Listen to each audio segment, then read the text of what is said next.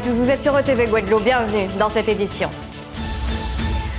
Mobilisation ce vendredi à Marie-Galante dans le secteur Cagnier. Le collectif de sauvegarde de la canne a appelé les Marie-Galantais à une journée île morte. Les planteurs, les membres du collectif remettent en cause le dossier de la Convention de l'équilibre, un document qui doit permettre à l'État de verser la subvention d'1,6 million d'euros à la CRMG, un document nécessaire au démarrage de la récolte qui aurait dû débuter normalement depuis hier, comme en Guadeloupe.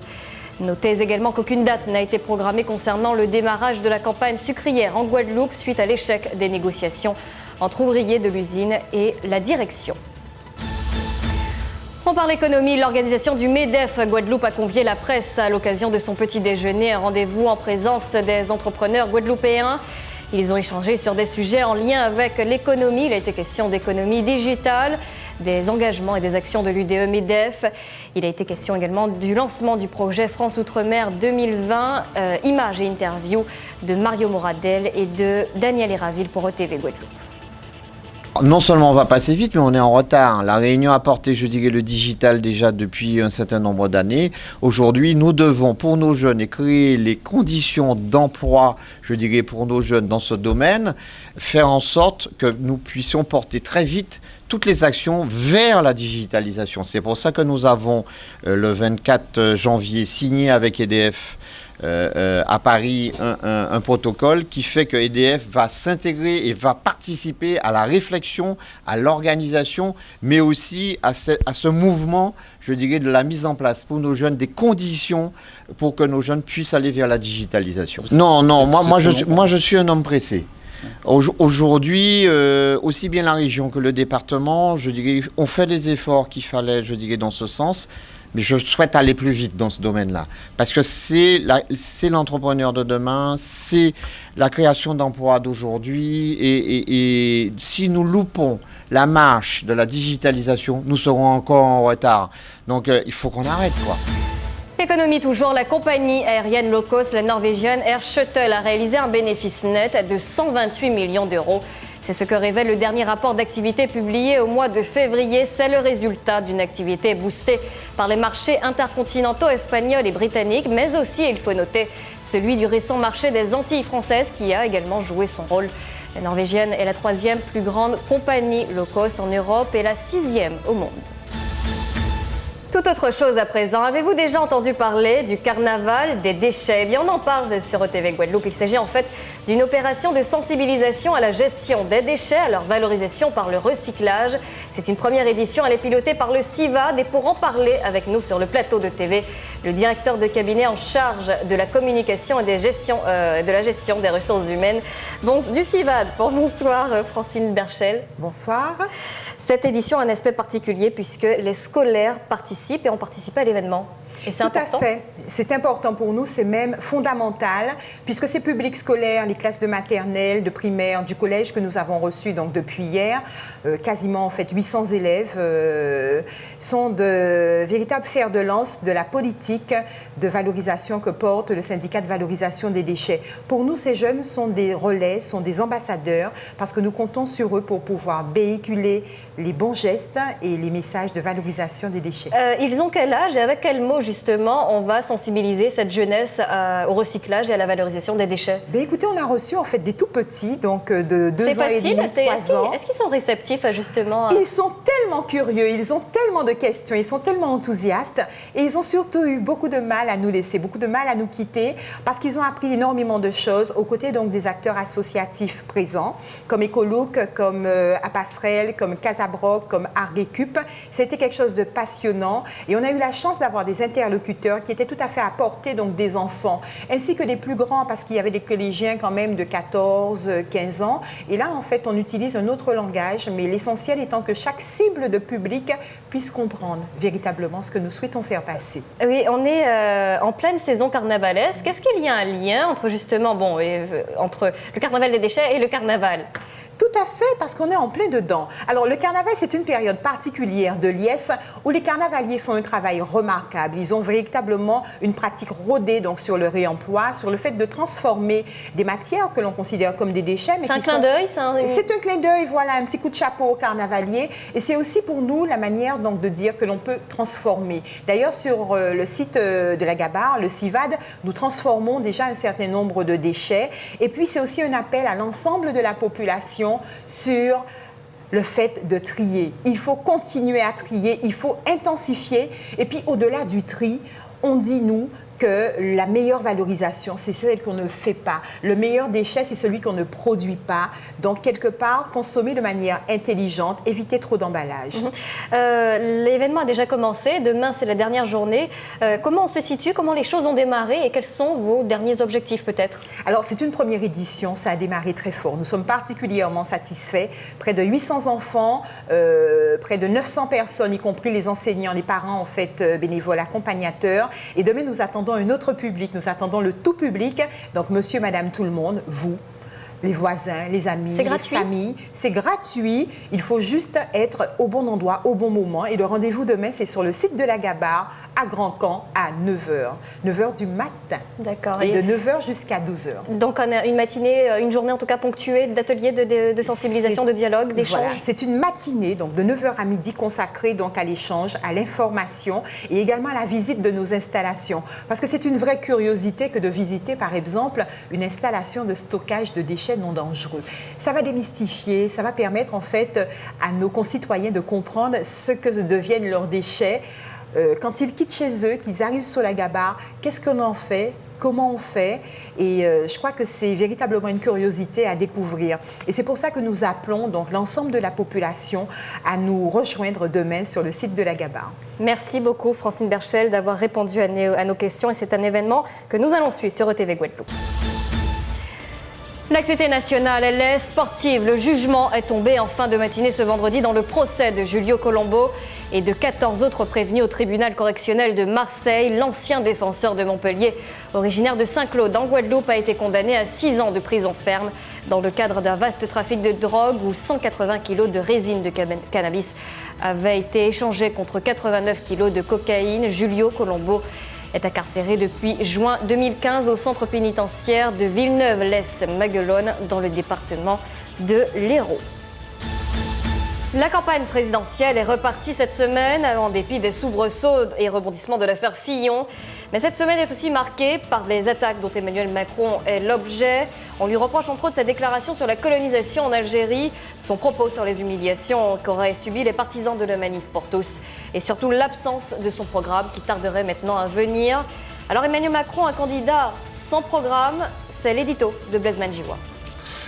Depuis que les sondages le présentent comme second au premier tour de l'élection présidentielle, Emmanuel Macron subit un sévère tir de barrage de ses adversaires qui lui reprochent son absence de programme et ne rate aucune occasion pour critiquer toutes ces déclarations qu'ils estiment au mieux maladroites, au pire insultantes pour l'image de la France.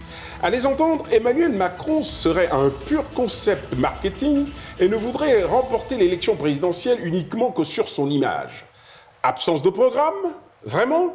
Bien sûr, il ne nous a pas délivré un programme emballé et détaillé en 120, 144 points comme l'ont fait et le font certains candidats à la présidentielle. Et pourtant, son programme existe. Il existe dans son intention, dans son parcours, dans ce qu'il représente et porte comme courant d'une société en métamorphose continue. Pour saisir ce programme qui se donne à voir ou à penser sans se dévoiler, il faut d'abord décrypter ce dont Emmanuel Macron est l'expression. Et de quoi Emmanuel Macron est-il l'expression ? Il est l'expression de la déferlante libérale qui a balayé le dernier tiers du siècle dernier. Une déferlante libérale qui n'était pas seulement économique, mais aussi culturelle et sociétale, et qui a modifié en profondeur les rapports sociaux, les modèles idéologiques, les principes, les normes et les manières de se comporter. Il est le fils d'une société hédoniste où la conscience du collectif s'est affadie et où la primauté est au culte de la réalisation personnelle et individuelle, hors de tout carcan collectif, hors de toute autorité aliénante. Il est le produit d'une société devenue une association d'individus autonomes dont le but premier est leur pleine réalisation personnelle. Un produit d'une société plus fluide où la contestation de l'ordre ancien et le triomphe de l'individualisme remettent en cause toutes les formes traditionnelles d'encadrement. Une société où les formes d'organisation sociale traditionnelles, syndicats et partis politiques, sont en nette régression. Les syndicats ne représentent plus que 10% des salariés et perdent ainsi leur représentativité, tandis que les partis politiques eux-mêmes perdent leurs militants et ne se réduisent plus qu'à leur appareil de plus en plus coupé de la société réelle. Emmanuel Macron est le représentant de cette société de la fluidité, cette société de l'émancipation face à toutes les contraintes, face à toutes les hiérarchies. C'est la société de la primauté de la liberté individuelle. Il est le représentant de ces trentenaires, quadragénaires et même de ces cinquantenaires urbains, diplômés, connectés, ouverts sur le monde, bref, les gagnants de la mondialisation. Et le discours d'Emmanuel Macron s'adresse à chacun en particulier et devient protéiforme en apportant à chacun des segments de cette société éclatée des réponses à ses préoccupations. Qu'est-ce donc en définitive son programme ? Il est à l'aune de cette société éclatée, où les formes traditionnelles d'organisation sociale sont en régression. Il propose de confier la gestion de l'assurance chômage à l'État qui remplacerait les partenaires sociaux. Il propose d'effacer la différence entre salariés et entrepreneurs indépendants en matière de protection sociale avec la suppression du RSI. Il propose de remplacer les cotisations maladie et chômage des salariés par une augmentation de la CSG. Privilégier en matière de normes sociales, la négociation à la base dans l'entreprise contre les accords nationaux. C'est l'individualisation du temps de travail et il réclame plus de souplesse et plus de flexibilité en la matière. Toutes ces propositions sont portées par une régulation centrée sur l'individu et garantie par l'État et plus adaptée à la fluidité sociale. Ces propositions sont un divorce et un changement conceptuel avec tout ce que la gauche a jusqu'alors prôné et mis en application. C'est un changement conceptuel radical et qui bouscule et renverse tout un corpus idéologique qui servait de colonne vertébrale à la gauche. En cela, c'est une vraie révolution qu'il nous propose. Emmanuel Macron prône la poursuite des assouplissements de l'économie adaptée aux besoins de réalisation individuelle dans une société où les grands ensembles sociaux qui régulaient les relations sociales sont en agonie. Avec Emmanuel Macron, c'est aussi la reprise des espérances européennes. C'est un parti pris qui dérange dans un monde où les nationalismes progressent. C'est une tentative de dépassement des clivages traditionnels gauche-droite qui fondent l'histoire politique en France. C'est une réappropriation et une réévaluation de l'échelle des droits et des devoirs de chacun. C'est le refus d'un repli et de toute crispation identitaire où l'affirmation de ce que nous sommes en tant que nation, en tant que Français, n'a pas à s'accompagner de l'abaissement de l'autre. C'est une offre libérale à visage humain sans la brutalité de l'hyperlibéralisme à la Thatcher que nous propose Fillon. Maintenant, il reste à Emmanuel Macron de formuler dans un programme toutes ces aspirations qu'il nous explique ce qu'il serait possible de faire ici et maintenant, en tenant compte des contraintes du réel, sans oublier les perdants de la mondialisation, qui sont ces déclassés peu formés, ces ouvriers dont les activités disparaissent et migrent vers les pays émergents. Ces hommes et ces femmes qui n'ont ni les moyens ni les capacités de s'adapter et qui deviennent la proie facile des extrémistes aux propos simplistes. C'était l'édito de Blaise Madjiwa tous les vendredis sur ETV Guadeloupe. Merci Laura. Un invité dans ce journal avec cette question. Avez-vous déjà assisté à une messe pour les sourds et les malentendants ? Eh bien, ils ne seront pas oubliés ce dimanche à l'église Saint-Jean-Baptiste de Bemao à partir de 9h. Et c'est le père Paul Diemer, délégué national de Passage en Guadeloupe, qui officiera dimanche. Il est avec nous sur le plateau de TV. Bonsoir. Bonsoir. Bon, alors je ne serai pas seul quand même. Oui, on va y venir justement. D'accord. Mais c'est la première fois que vous allez présenter une messe en Guadeloupe pour les sourds et les malentendants. Quel est votre ressenti ? Mon ressenti, c'est une grande joie, parce que j'attendais ce moment avec impatience, parce que je connais beaucoup de Guadeloupéens qui sont en école des sourds en France, et ça me gênait qu'en Guadeloupe, il n'y ait pas aussi une proposition de célébration en langue des signes. On imagine est-ce qu'il faut une formation particulière pour justement tenir une telle messe, et en tout cas, comment cela se passe ? Il faut une grande formation, surtout à la langue des signes. Alors la langue des signes religieuse, mais la langue des signes tout court, parce que les sourds, ils restent en communication avec vous que si vous parlez leur langue.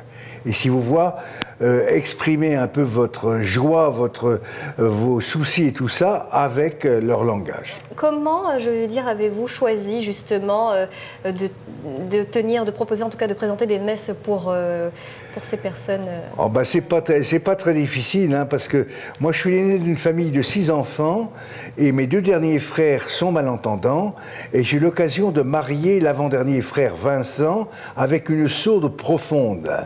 Évidemment, je me suis demandé comment j'allais pouvoir communiquer et c'est là où je me suis dit il faut que tu apprennes la langue des signes.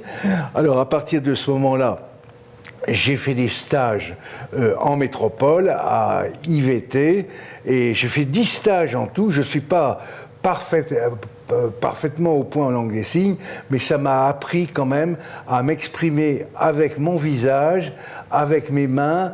C'est quelque chose qui est difficile. Est-ce que, je dirais, en plus de cette implication qu'on a pour la religion, aussi d'apprendre d'apprendre à la langue des signes? Oui, c'est une frustration de ne pas pouvoir s'exprimer facilement sur le mode qui vous est familier. Moi, j'étais aumônier de lycée et j'arrivais avec ma voix forte et tout ça à capter l'attention de 100 personnes à la fois. Quand je suis arrivé à l'école Saint-Jacques, l'école des sourds de Paris, je me suis trouvé en face de plein de jeunes adolescents qui étaient en train, il n'y avait pas un bruit, ils étaient tous en train de faire des signes, ils riaient, et moi j'étais complètement étranger. Et là c'est vraiment une impression d'handicap, c'est vous l'handicapé. Et vous l'avez dit, vous ne serez pas seul justement dimanche, vous serez accompagné d'autres prêtres, de l'évêque de Guadeloupe. Oui, l'évêque de Guadeloupe, c'est grâce à lui que je peux être là, parce qu'il m'a demandé d'accueillir en métropole un Guadeloupéen, un prêtre guadeloupéen, Antoine Bourguignon, qui a fait un stage justement d'apprentissage de la langue des signes afin de devenir aumônier des sourds de Guadeloupe. Et c'est vrai qu'il s'est rendu compte lui aussi combien il fallait travailler, fréquenter les sourds pour arriver à peu près... Il y a une demande ici? Ah, il y a une demande, oui, il y a une demande. Je ne connais pas le nombre de sourds qu'il y a en Guadeloupe, mais partout où il y a des sourds, je les vois, ils ont envie de communiquer, donc de vous voir, de parler, etc. quoi. Merci beaucoup, Paul Dienmar, d'avoir répondu à nos questions. C'est tout. Voilà, c'est la fin de cette édition. Merci à vous de l'avoir suivi. Passez une excellente soirée avec les programmes de TV Guadeloupe et merci de votre fidélité.